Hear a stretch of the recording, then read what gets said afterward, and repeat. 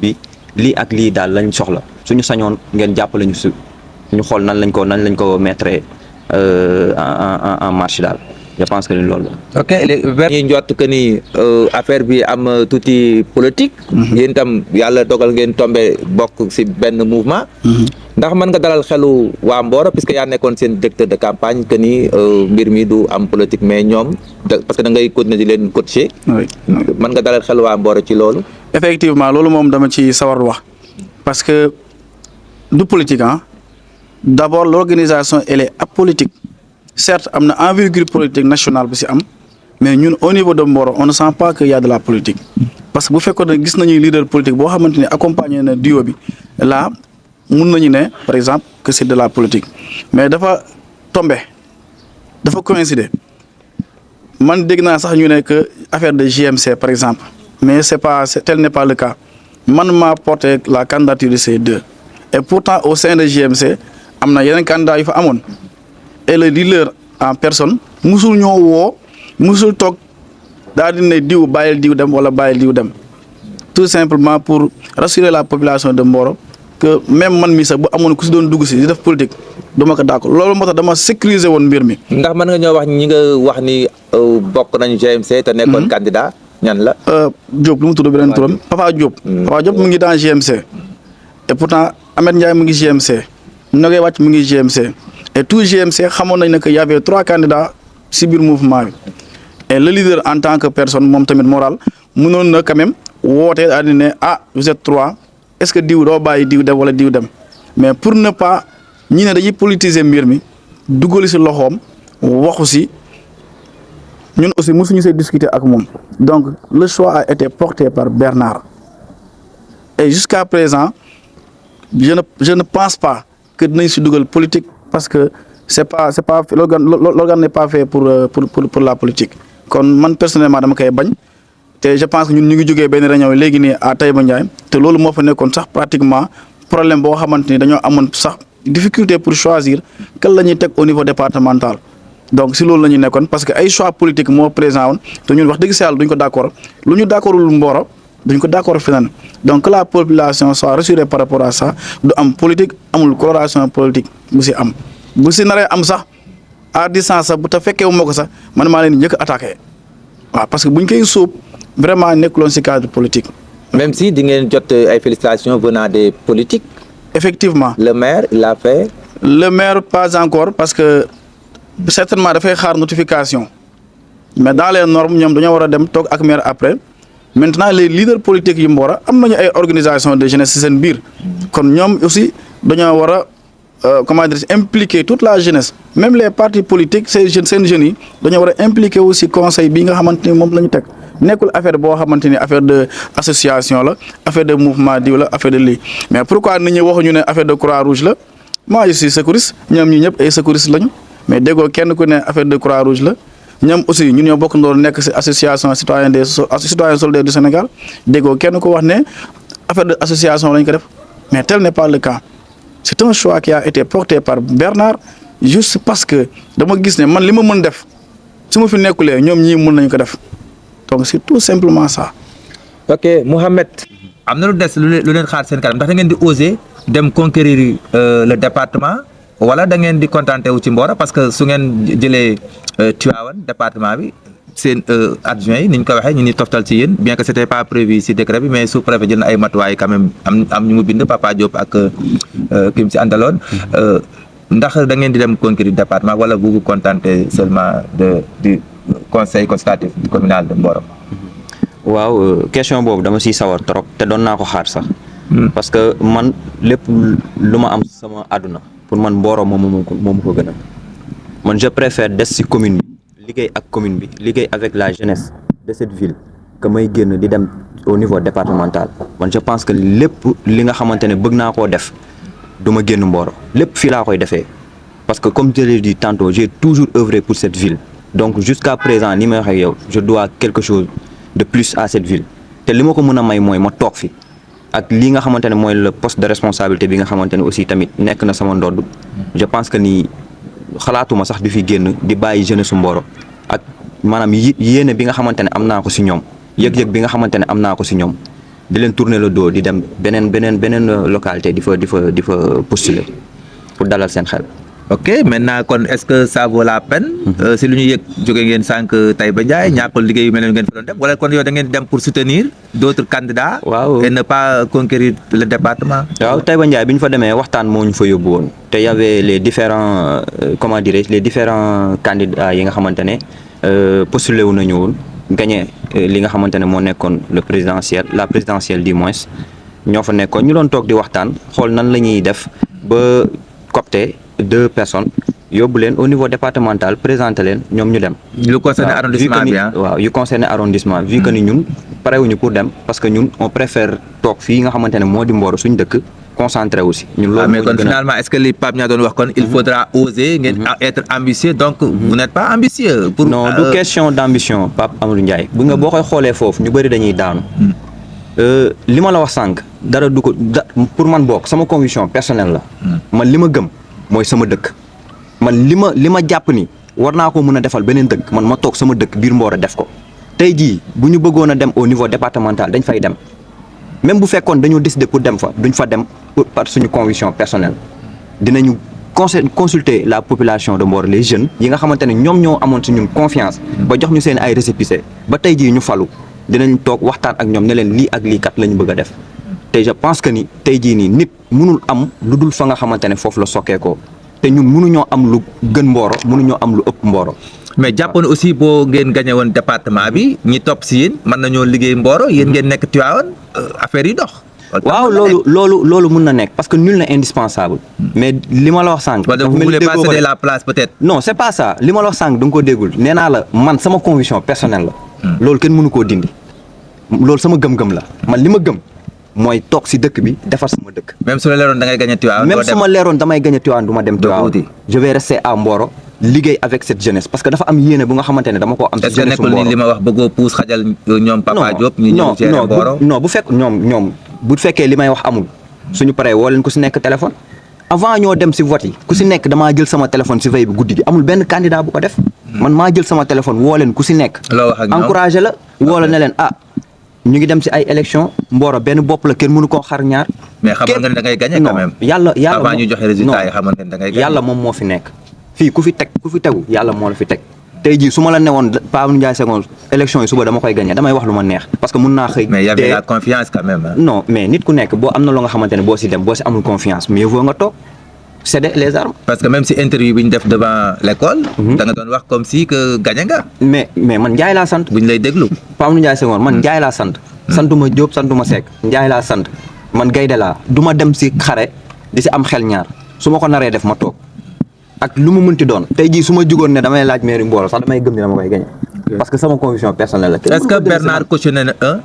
li nga xam ne nii yow da nga bëgg a des Mboro est-ce que waxtaan nga si constaté wuñ ko ak ki nekkoon sa directeur de campagne. bien sûr il a validé on en a parlé validé na ko. waxtaan nañ si moom aussi tamit il a trouvé ça normal. parce que tamit yow ko ni ngeen toog liggéey parce que tamit Pape Ndiaye Senghor xam nga sànq maa ngi dégg sa biir wax parce que ñu bëri sax nee nañu. politique non du politique ñu bëri dañoo ne. tey jii bu fekkoon dañoo génn Mboro dem au niveau départemental maanaam li ñu bëgg si lay gën a yomb man loolu gëmuma ko. ñun yàgg nañoo toog si dëkk bi avec les associations sociales yi Bernard li wax muy association. mais est-ce que tam mettre la politique devant pour ça va vous servir que ngeen toog liggéeyal Mboro si ngeen gën a am visibilité parce que fi nañ leen xamee. calcul boobu tam mën na am ngeen def quoi. non xoolal politique. bokk ci politique nañ ko si génne politique bokk si. y a rien de politique mais calcul pour gën visibilité à Mboro fi lañ leen xamee. seen base fii la. non mun naa bañ a nekk loolu parce que tamit ñun tey ji bu ñu copté woon ñun ñaar ñu ne ñun la ñuy yóbbu au niveau départemental l'arrondissement dañuy jàppale. d'accord la même question ñu jox micro bi Nogay lii Mouhamed wax ban gis-gis lan moo tax dem leen conquérir le département Pape Niang il dit que da ngeen a war a am ambition ñoom biñ ci nekkee li ñu bëggoon du rek yam Mboro mais génn après am na ñuy topp si yéen ñu mën a liggéeyal Mboro lan moo tax ngeen constaté wu gis ni da ngeen a war a des Mboro pas dem uti pour jiite conseil consultatif départemental bi. donc man lu may commencer rek mooy li sama binom bi wax moom rek laay wax instant bi ñun avant élection bi ñun. avant ñu xam ne gagné nañ fii dañoo waxoon que ne bu ñu gagné dañuy dem département parce que nit booy xeex il faut nga xeex ba mu sës ba régional sax bu ko jaroon wala national dañ koy def mais bu ñu demee ba comprendre que boo parce que récemment la génn que ni boo postuler département da ngay perte Mboro. da ngay perte Mboro voilà c'est ce que mais je disais, hein. que te ñun am na ci. avant national département xaw ma lan régional Mboro moo ñu ñor Mboro moo taxoon ñu jël suñu choix personnel ne dañuy bokk ci conseil bi pour Mboro jëm kanam. non pour leeral pour ñuy déglu boo postuler pour le département su fekkee gagné nga ko la ñuy topp si yow di ñëw gérer Mboro. da ngay perte Mboro. non su fekkee non su fekkee gagné nga. waaw su fekkee gagné nga waaw ñeneen ñooy gérer mais Mboro. ñun moom bu ñu cumul demoon bi, département dañuy parce que gagné cumul bi. bu ñu demoon département dañuy gagné. ah mais kon lu tax bëggu leen a parce que liggéeyal Mboro ngeen bëgg moo tax. bëggu waaw leen a kay posé. liggéeyal Mboro lañ bëgg Mboro moo ñu ñor Mboro lañ bëgg mu jëm kanam parce que foo nekk comme li ñuy wax rek foo nekk nga yaroo fa màggee fa ba dee fa te xàmmewuñ la si dara te defoo fi dara loolu am na war nga see am rusukaay wala gàcce donc ñun bëgguñu bokk si loolu fu ñu jaar dañ faa bëgg am trace donc comme li sama binom bi wax rek ñun Mboro moo ñu ñor Mboro lañ xam Mboro lañ bëgg mu am changement donc changement boobu bu fekkee ñun dañoo jël au début ñu ne lii lañ war a teg suñu programme ne lii lañ bëgg Mboro c'est pas au dernier minute ñu bëgg département bëgg lu gën a kawe moo tax ñu bàyyi suñu dëkk di dem si lu gën a kawe Mboro moo ñu ñor en tout cas fi la ñuy rester incha allah et que comme Taïba Ndiaye bi lu ñu wax ni Mboro moo ñu ñor mais du tax que ni ñun waruñoo xool kan moo ñu war a représenter département parce que bañ toogee réunion nee na ñun demuñu de mais il faut ñu xool candidat yi ñoom tamit seen bëgg-bëgg lan lañ bëgg a teg te ñu sóoraale tamit bu ñu demee c'est pas que ni seen commune la ñuy représenter mais département de Tivaouane yëpp la ñuy représenter kon dañuy représenter ñu tamit suñu dëkk donc ñun déjà présent war nañoo défendre Mboro si foofu noonu war a xool tamit kan moo ñu war a représenter départemental pour après tamit ñu xam ne kooku dina am bénéfice moom ba xam il est capable ou pas pour mu représenter ñu foofu donc loolu moo ñu fa yóbbu bien vrai que ñun nekkuñu ay candidat mais toog nañ ci réunion bi xool kan moo ñu war a représenter kan lañ gën a jox confiance kan la ñu xam que ni kii nii mën na fa toog foofu noonu pour représenter ñun ñii ñëpp. donc honnêtement est-ce que amoon na une influence extérieure bu tax ngeen rester sur le cap parce que wax nga xamoo ko woon le cumul mooy su fekkee postule ngeen Tivaouane ngeen gagné ko ñeneen ñu topp si yéen ñooy gérer Mboro yéen ngeen dem gérer Tivaouane parce que cumul bi loolu dañ ko dindi léegi ndax amul benn influence bu jógee ci biti ba tax ngeen campé ci léegi daal Tivaouane ñoru leen na ngeen yam Mboro doxal. non ñun moom dañoo nekk nit boo xam ne influence mënuñoo atteindre nit ki lu nekk si yow rek ngay wax te lu nekk si yow li nga gëm moom ngay def donc c'est pas une personne boo xam ne mooy ñëw influencer la si dara nga def ko donc nit ki yow li nga teg comme que ñun dañoo bëgg Mboro même président de la république na lañ koy waxee président de la république Diomaye wala Sonko bu ñëwoon nañu dem leen déposer département bi te ñun ñu xam ne Mboro lañ yor te Mboro lañ bëgg a toog dañuy toog Mboro donc c'est pas quelque chose boo xam ne influence la ou bien nit ki moo ñëw diñu influence. décision bi nan la demee nan ngeen ci waxtaanee à 3 wala concertation bi nu mu demee woon mën nga ñu ci wax dara. concertation bi ni mu demee woon ku nekk dañoo wax que ni bañ paree ci élection bi dañoo toog ñu ne département am na. ñu génnee yéen ñan toog yéen ñett. ñu 3 parce que ñun 3 la concerne bien sûr 2 candidats ak directeur. am benn conseiller bu ma xamul. non même pas ñun kenn lañ am suñu directeur de campagne. donc waaw ñun 3 la lépp loo xam ne dañ koy waxtaanee moom la ñuy toog à table comme nii ñu waxtaan ku nekk génn ay argument teg lii donc suñu décision bi ñun ñëpp si waxtaan ñu ñëpp ñu d'accord si suñu directeur de campagne confirmer loolu parce que suñu bëgg-bëgg la ñu ne ko koy wax moom bu fekkee moom bëggoon na sax ñu dem département ñun ñu wax loolu. donc mën nañoo toog déglu ñu xam ne lii lañ bëgg moom tamit fekk ñu si c'était ça. Bernard ñu resté sur le même sujet xam naa am nga un mot à dire même su ma posé wul question bi donc nga ramassé rek par rapport ak décision bi nga xam ne nii jël ngeen ko par concertation que ni da ngeen di préférer donc ndax cumul bi léegi c'est pas autorisé que nga gagné Tivaouane mën a gérer Mboro ñi topp si yéen ñooy jël Mboro lan prise de décision boobu Bernard nan la demee. waaw comme présidente Nogaye ni mu ko waxee rek démb rek la mujjee j'ai dit au président Ahmed est-ce que doon dem déposer mu ne ma non on préfère rester à Mboro travailler pour Mboro mun message baa ngi fi mun naa la ko envoyer. man je suis pas surpris de ça man bett ma. waaw je savais. idem pour Nogaye aussi donc si logique boobu la ñu nekk Pape Niang sunu grand frère la mais bëgg naa toog ak moom plateau comme nii ñoo waxtaan si cadre de vie wu conseil de la jeunesse si mode de fonctionnement bi ni ñu ko war a dérouler. parce que tey su ma ko déggee mu ne daf ñii foog ñu oser effectivement dañoo war a oser te oser moo leen permettre tey jii nii ñu am résultat yi nga xamante ni am nañ ko man dama gëm ko oser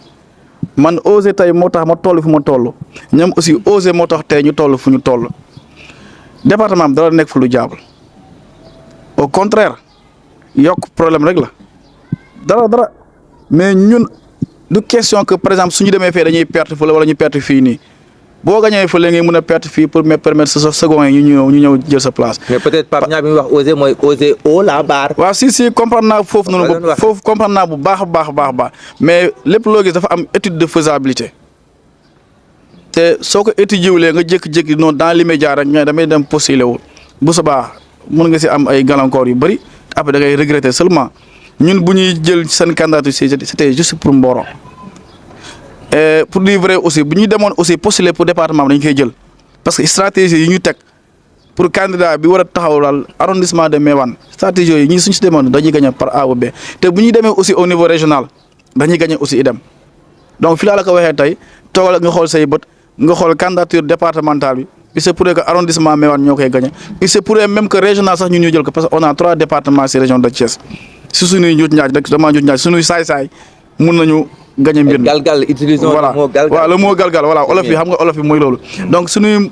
galgal yi sew sewaan mun nañu daaneel ceux de Thiès jël la région amuñu problème aussi pour ñu am ay représentants au niveau national amuñu problème boobu noonu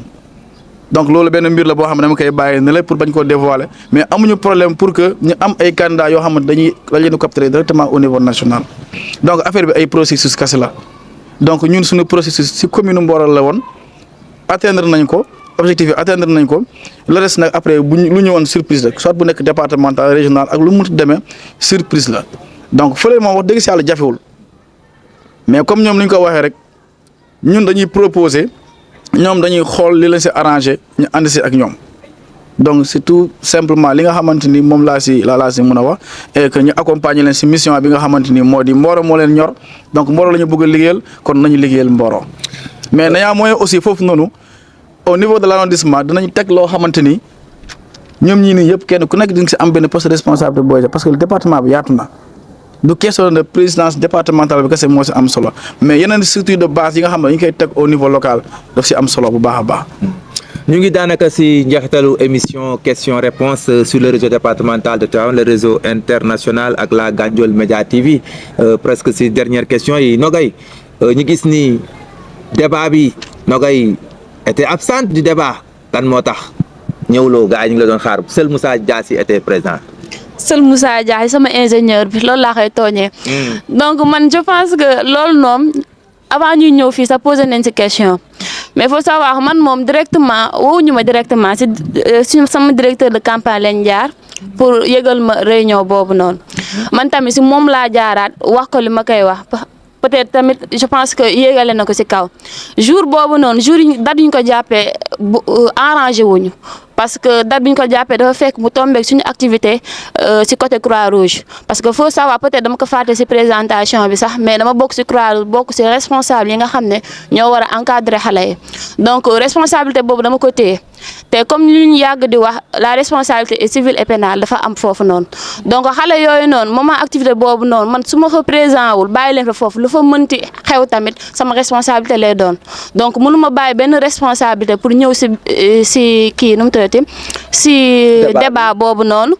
c'était impossible donc man information ba ma ko jotee immédiatement dama wax que ne mënu ma présent parce que jour boobu noonu dañoo am activité Croix-Rouge donc loolu moo waral ma ñàkkatee foofu noonu maa ngi ciy dégg lu nekk nag mais ñun moom wax dawuñu ko débat dawuñu ko parce que lu nit mën a wax rek am na leneen loo xam ne mën nañ ko tontu te je pense que li nga ciy dégg bokk na ci da ngeen a daw. waaw dañoo daw mais yàlla baax na dañoo dégg lool mais yàlla baax na sama ingénieur bi sax dama ko doon wax maa ngi koy nuyu de passage sama Moussa sama doom ndey bi ingénieur du peuple day jàpp rek après day ñëw dañuy liggéey incha allah mais jour ba dawuñu il est bien. il est bien sama ingénieur dañ koy soxla. voilà mi ngi noonu kon Mohamed la même question ñëwoo woon xam naa sa réponse déjà je la devine. waaw parce que comme ni mu ko waxee rek man Pape Niang il m'a contacté envoyé na ma message WhatsApp bi ma envoyé message WhatsApp aussi tamit je lui ai expliqué la situation si laa ko ne man sama soxna dafa tolloon diggante du moins am tout tànk amoon ay complications en même temps ma nekk si ay préparation pour sama tudd te bi ma ko expliqué moom il a compris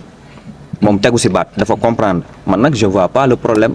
fan la nekk ba nit ñi naan ay dañoo daw ay débat wala genre mais nag il faudra savoir une chose ku sa wujj di sëlam moom say bët du set parce que Sénégal lañ nekk ñun ragaluñu loolu on est des leaders ñun loo ñu mënti wax loo ñu mënti critiquer loolu mooy tax ñun ñu gën a avancer gën a xam fu ñu teg suñu tànk Mboro benn bopp la kenn mënu koo xar ñaar ñun ñu fi nekk ay jeunes kenn mënuñoo jaxase ku koy jéem yow yaa siy des gis nga ay ndaw bu ñu nekkee bokk benn kuréel jéemal xool nan nga leen gën a boolee gën leen ñu gën a suudewu nga gën leen jàppale pousse leen ñu dem à l'avant de l'avant du moins pour man loolu moo am solo parce que Mboro dafa am maanaam xar kanam bu nga xamante ne dafa war a changer si moom il faut que ñu booloo doon benn wax naa la ko sànq da nga maa dagg nee naa la veille élection bi ku si nekk dama la woo téléphone ne la ak képp ko nga xamante ne mën na gagner ku mënti gagner boog du moins boo gagner tous les candidats yi nga xamante ne dañoo postuler woon pour nekk président du conseil consultatif des jeunes au niveau de Mboro woo ko ngeen ñëw ngeen ànd ngeen liggéey te ñun on va procéder de cette sorte noonu la ñuy def du ñu bàyyi kenn moo xam Papa Diop la moo xam Soda Diop la moo xam Moussa Diassi la ainsi de suite Matar Doussouba ñoom ñëpp dañ leen di jël ñu former benn bureau ku si nekk maanaam projet wala partenaire bu nga xamante ne am nga ko nga ñëw ñu bokk ko doon benn say. yéen a ngi liggéey ci loolu. ñu ngi si sérieux du pour ay wax nii rek. non du pour ay wax. parce que caméra yi ñu ngi fii non ñoom duñ ma bàyyi ma fen nee naa la Pape man lu may def dama leen di woo pour des preuves man dama leen di woo téléphone te kenn du wax ni loolu defuma ko wala waxuma ko kenn du ko wax si ñoom donc ñun on est prêt xam nga à ce que ñoom ñu ñëw ñu ànd liggéey tijjil nañ leen suñu ay bunt parce que tamit lu ñu mënti wax mooy benn lam si loxo du yëngatu loolu daal moo am solo quoi. ok Nogay une dernière question pour yow rek après Bernard nga bu fekkee am na loo bëgg a ramasser tout à l'heure la dernière question Nogay rek mooy dañuy ñëwaat si li taxoon ñu dajewloo fii si émission question réponse ñi si ànd ak Gandiol Média TV ak le réseau mooy jeunes yi ñoo tax ñu daal di teg lii état teg ko am ngeen programme boo xam ne nii tey seen taxawaay parce que tam am na fu seen ay prérogatives yam mooy yóbbul message u jeunes yi autorités yi si prise de décision yi bu le maire waree woote ngeen teew si yenn yi mu laaj jeunesse bi seen xalaat yéen a leen di représenter parce que commission jeunesse ak sport ak yeneen am na ci maire bu Mboro yaa ngi doon wax sànq loisir liggéey nga si ak projet bi à Pire lan nga jàpp ni si loolu yéen ngeen di gën a taxaw ci yóbbul message yu jeunes yi ndax loolu moo tax ñu teg conseil consultatif bi loolu moo tax état teg ko ngeen nekk trait d'union relais entre la jeunesse ak les prises de décision étatiques ak ci service déconcentré yi. man moom je pense que loolu par rapport ak campagne bi parce que da nga doon seeti ay jeunes seeti ay association parfois booy waxtaan ak ñoom ñoom tamit dañuy souligner seeni problème te si côté boobu noonu bu fekkee nit nga di nga prendre ay notes yoo xam ne di nga si bàyyi xel bu baax te la majeure partie dañuy souligner benn mot mu nekk espace de jeunes espace public boo xam ne Mboro amu ko jeunes yi la moitié ñoom ñëpp loolu la ñuy jooy parce que dañ naan moom benn moment lay am par exemple décembre fête day am ñii di jugee Mboro di dem Thiès ñii di dem Dakar Mboro day wéet kenn du fi toog donc pourquoi pas mu am benn espace boo xam ne na nekk espace de jeunes espace de loisir boo xam ne ñii nañ si mën a toog. fii ñu nekk nii tey centre éducatif Ngalgou Ndiaye di fi tourner émission bi. doyul wala fu mel ni lycée peut-être buntu lycée ñu defoon fa un jardin vert avec débit wifi bu am doole. waaw loolu yëpp ay possibilité la mais espace bi tamit même si que fii am na mais jeunes yi lu ñuy wax rek comme boo demee ay yenn dëkk yi espace de jeune na fa nekk waaw kay bien kii ni niñ koy aménager ko bu baax a baax peut-être loolu la ñuy wax manqué na fi daal manqué na espace de jeune manqué na te bëri na loo xam ne lañ koy jooy lan si yóbbante yi si yóbbante bi tamit am na loo xam ne day gën a fréquent muy par rapport ak proportion bi am par rapport ak ICS GCO parce que parfois dañuy xool recrutement bi dafa faible au niveau de Mboro waaw kay dafa faible au niveau de Mboro ñoom tamit loolu souligné na ko dina bokk si loo xam ne dañ ko gën a xeex je pense que deux cas yooyu noonu moo nekk lu gën a fréquent instant bi te emploi des jeunes ak espace yi espace de jeunes moo gën a fréquent mais ñàkkul am na yeneen yu sew yoo xam ne peut-être après dina ñëw mais je pense que deux yooyu moom dina gën a bokk si li nga xam ne dinañ ko yéegal si kaw si instant de décision yi incha allah da ngeen a limité wu parce que du yéenay jël dogal yi li ngeen man rek mooy juste yóbbu ko waaw c'est ça na nit ñi xam loolu tam que ni du yéenay décider mais porter le message des jeunes si réunion yi rencontre yi nga xam ni autorité déconcentrée mooy sous-préfet le maire bu fekkee gouverneur la si yenn CRD ngeen mën a dem Mohamed la même question est-ce que si terrain bi jàmbatu jeunes yi parce que loolu moo war a doon mission bi lan moo gën a ñëw ak tam ci taxawaay bi waaw mun naa ne li deuxième point bi na koy wax sax moo si gën a fréquent mooy emploi bi dëgg la suñu ay prérogatives dafa am foo xamante ne foofu la yam c'est vrai mais aussi tamit des fois di nga am yenn connaissances yi nga xamante ne au niveau des industries di nga leen mën a ñëw toog am rencontre ak ñoom waxtaan ak ñoom en dehors de li nga xamante ne mooy rencontre bi ngay am avec les autorités te je pense que ni loolu aussi tamit dafa doon lu am solo parce que ni ma ko waxee sànq même ci biir candidats yi sax da nga siy gis ñu nga xamante ne xam nga ils ont comment dirais-je am nañu possibilité yooyu noonu moo tax ma ni sànq amul benn candidat bu ñuy bàyyi ñoom ñëpp dañ leen di copter bu ko defee bu ñu ñëwee ñu ànd liggéey ci loolu te je pense que ni dinañ ci def liggéey bu am solo pour dire vrai parce que loo gis rek waxtaan la du dara lu nga xamante ne dañ koy ñëw forcer aux autorités ne leen par force non da ngeen di dugal 15 personnes ICS wala da ngeen di dugal 15 personnes GCO non non comme ni nga ko waxee sànq rek parce que ñun suñu baat dafa am foo xamante ne foofu la yem donc nag ñun lépp luñ ci mën ci waxtaan moo xam aussi tamit ci ay démarches la personnel dinañ ko def incha allah. merci beaucoup kon nag tàggatoo yi rek mooy descend Bernard bu fekkee am na loo bëgg a ramasser par rapport ak émission bi en tant que directeur de campagne ñi nga daal di tàggatoo waale ñi doon seetaan émission question réponse ak di ñu déglu sur le réseau. voilà merci beaucoup Pape li ma si bëggoon a yokk rek c'est-à-dire wax tuuti par rapport ak le CCJS donc tout d'abord décret la boo xamante ni c'est le ministère de la jeunesse moo ko génne en décembre 2025 portant sur le décret numéro 2025 1962 du 2 décembre 2025 donc